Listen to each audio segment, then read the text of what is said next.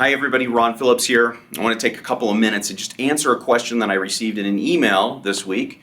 Ralph from Southern California asked me, how do we figure the return on investment for the properties that we send out in the Monday emails? And so I want to take a second and not only answer that question, but just answer the question, how do you figure return on investment in general?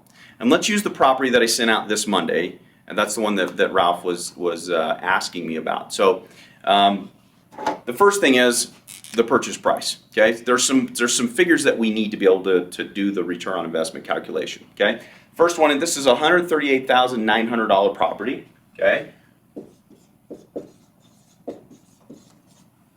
and for this example, we chose 25% down as our down payment, which is an important number because that's actually our invested capital. That's the outlay on the property.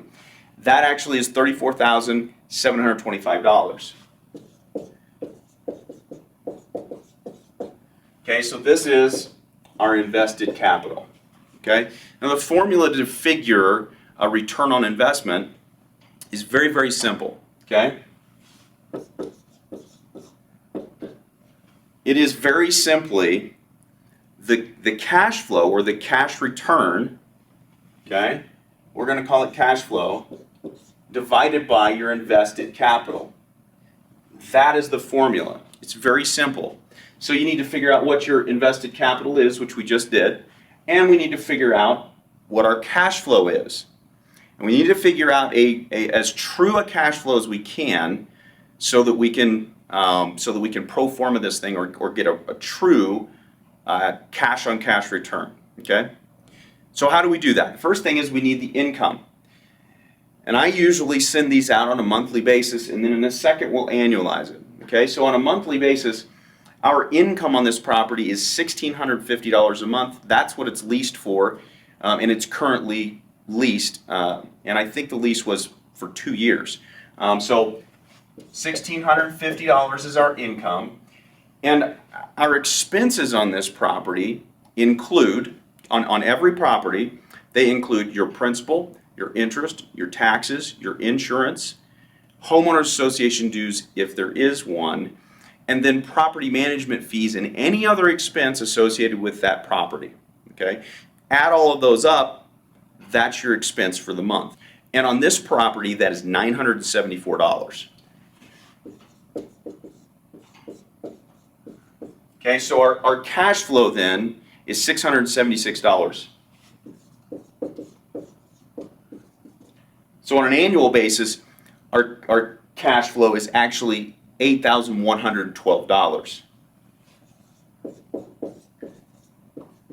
Now, if you divide this number, because this is our annual cash flow, you simply divide this number by your invested capital, and that'll give you your return on investment. Now, here's where things get a little tricky, and this is my warning to you guys. All right, and Ralph, if you've already done the math, you know that this figure is not the same as what we sent out. It's actually a little bit higher than what we sent out. There's a reason for that. Okay, if a real estate company got all of the expenses right and got the income right, and they didn't skip anything, they could probably get here. But typically that's as far as they go. On this property, that's about a 23, I believe that's about a 23.5% return on investment. Now, this is not accurate. And the reason it's not accurate, folks, is because we haven't figured in vacancies and we haven't figured in maintenance. And long term, maintenance increases. Vacancies can change, but they don't go up because a property ages, okay, necessarily. But maintenance does. Okay, so on our first year pro forma, there's not going to be a whole lot of maintenance because these properties are completely redone, and they come with a warranty. So there's not going to be much of that in your first year. But there is a vacancy rate, and we have to figure a vacancy rate in there. We get our vacancy rate from our property management companies, and it's simply a percentage. That percentage comes off of your income, and and it's just a number, and it's as close as we can get to accurate on true cash flow is by using the number that the property management companies give us, because they know what percentage of homes are vacant in that particular area. Now in this area, it's 3%, okay? So we had a 3% vacancy rate that we took off. And we took that off before we subtracted everything out. So this number right here was different. It was lower.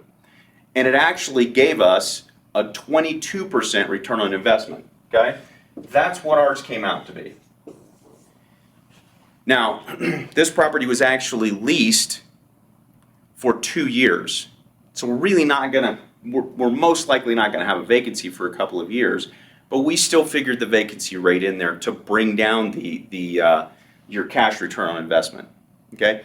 Now, if you're just figuring a complete return on investment, you want to know everything that happened to that property, even money that you haven't realized yet, like appreciation, because you only realize appreciation when you cash out refinance it or when you sell the property, then all you have to do, use the same formula, you just simply add your appreciation to your cash flow and then take that number and divide it by your invested capital, okay?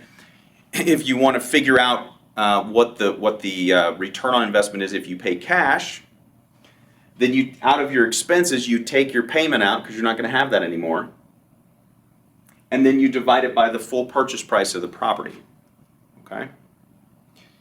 So that's how you calculate return on investment. And the big things to watch for, again, because if you have a 15 or 20% vacancy rate, all of a sudden that can really affect your bottom line, and it can affect your return on investment in a big way. Not only that, but you see these cute old houses, little bungalows, they're really pretty, but they're 80 years old. Folks, those properties have a lot of maintenance. And they're typically in areas where there's a lot of turnover as well. Not always, but a lot of them are in areas where there's a lot of turnover. Those two items can crush your return on investment.